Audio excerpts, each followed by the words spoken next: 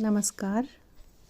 बाबा गंगादास राजकीय महिला महाविद्यालय शाहपुरा से मैं डॉक्टर रेखा मिश्रा आज की इस कक्षा में आप सभी का अभिनंदन करती हूँ।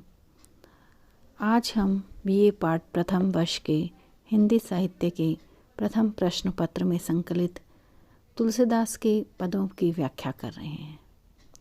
प्रस्तुत पद कवितावली के अयोध्या कांड से लिया गया है। राम, लक्ष्मण, सीता अपने पिता के वचनों का पालन करने के लिए वन चले गए हैं। उस समय के दृश्य का इस पद में चित्रण किया गया है। पुरते निकसी रघुवीर वधु धरि धीर दये मग में डग द्वे।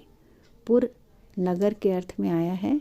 यहाँ नगर अयोध्या या पुर महल को भी कहते हैं। श्रृंगवेरपुर से भी यहाँ अर्थ लिया जा सकता है।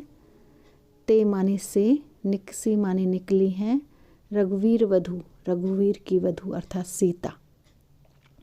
धरि धीर, धरि धारण करके, धीर माने धैर्य, दये दिए हैं अर्थात चली हैं, मग में मतलब रास्ते में, डग द्वे दो कदम अर्थात दो चार कदम। इस अर्थ में हम इसे ले सकते हैं कि वह राम की वधु सीता पुर से, नगर से जैसे ही निकली हैं और धैर्य को धारण करके रास्ते में दो कदम ही उन्होंने दिए हैं। अर्थात वन जाने के समय सीता कुछ ही कदम चली हैं और कुछ ही कदम चलते हुए वो जब बाहर निकली हैं, क्योंकि सीता राजकुमारी रही हैं, महलों में रहने वाली हैं और मार्ग में पैदल चलना उनके लिए उतना अवसर शायद नहीं रहा होगा। इसलिए कवि यहाँ कह रहे हैं कि धैर्य को धारण करके दो कदम उन्होंने मार्ग में दिए हैं अर्थात कुछ चली हैं। इतने में ही झलकी भरी भाल कनी जल की, पुट सूख गए मधुराधर वे।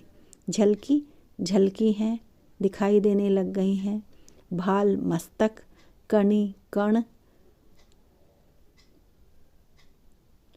मधुर अधर, मधुर सुंदर, अधर होठ, पुट जो दोनों उसके पुट हैं होठों के, वो उसके लिए आया है कि दो कदम चलने पर ही सीता की मस्तक पर जल की बूंदें छलकने लग गई हैं अर्थात पसीने की कण, पसीने की बूंदें माथे पर झलकने लग गई हैं और उनके सुंदर होठ